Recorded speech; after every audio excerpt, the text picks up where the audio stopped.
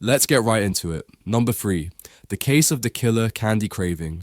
Look, we all get a little passionate about our Halloween candy. You spend hours walking, you put up with that one house that gives out toothbrushes, you earn that bag of mini Snickers, you protect the stash. But there's protecting your stash, and then there's this. We're going to Chicago, 2011. It's Halloween night. You've got a 55-year-old man and his 49-year-old partner, probably winding down, maybe watching a scary movie, counting their loot. This is where it all goes wrong. The man accuses the woman of taking his bag of Hershey's candy. Now, let's just pause. A bag of Hershey's. Not even the high-tier stuff like Reese's Cups or Twix. We are talking about the basic, I guess it's chocolate, Hershey's miniatures. You'd think this ends with some yelling, maybe someone sleeping on the couch, right? Wrong. The argument escalates, it gets heated. The woman, probably sick of being accused of this grand candy heist, throws a plate at him. It hits him, cuts him above the eye. Now, in a normal person's brain, the next step is, ow, what the hell? Maybe I'm getting a bandage, or you're cleaning that up.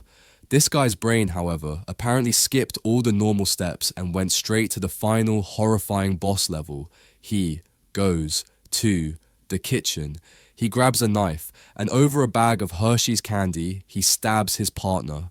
Multiple times. She was rushed to the hospital, but she died from her injuries almost a week later.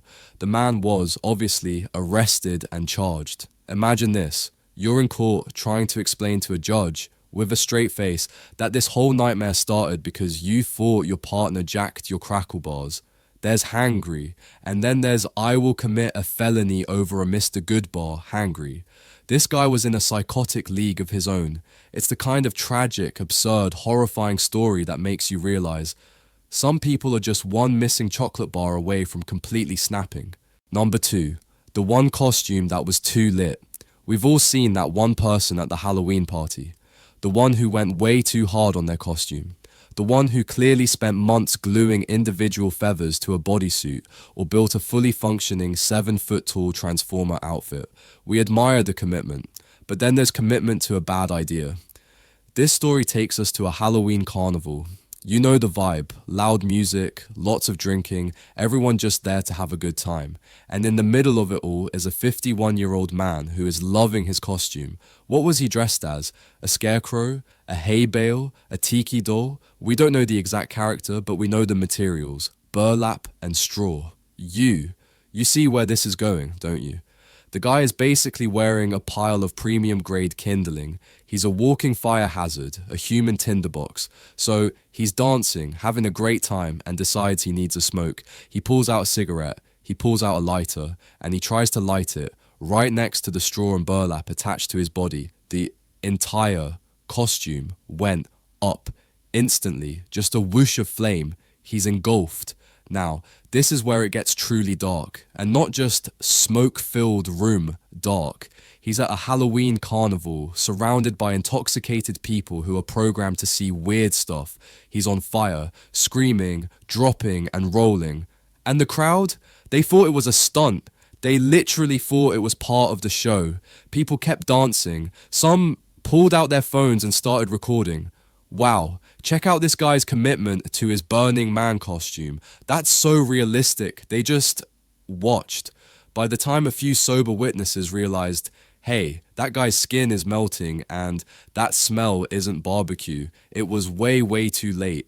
They tried to help, but the costume was so flammable and worse, it was melting into his skin. He suffered severe burns all over his body and tragically died later from his injuries, all because he wanted a cigarette while dressed as a flammable object. It's a horrifying reminder that fire is not a costume accessory. Number 1, the world's most twisted arts and crafts project. Okay, the first 2 stories were tragic. One was about absurd, stupid rage, and the other was a horrible, tragic accident. This one?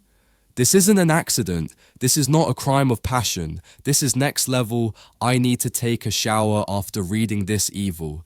This is the story that will ruin a beloved childhood character for you. Forever.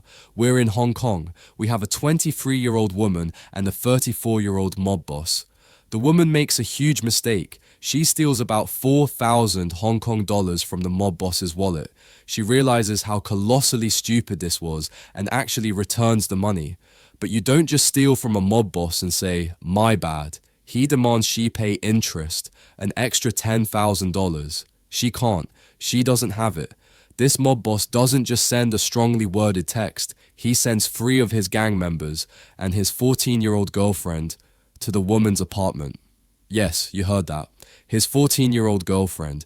Because what's a kidnapping and the torture party without bringing your middle school aged partner along? They kidnap the 23-year-old woman, they take her to their flat, and for nearly a month they torture her. I'm not going into the details. Use your imagination, it's worse. She eventually dies from the horrific injuries. This is already one of the worst things imaginable, but they don't stop.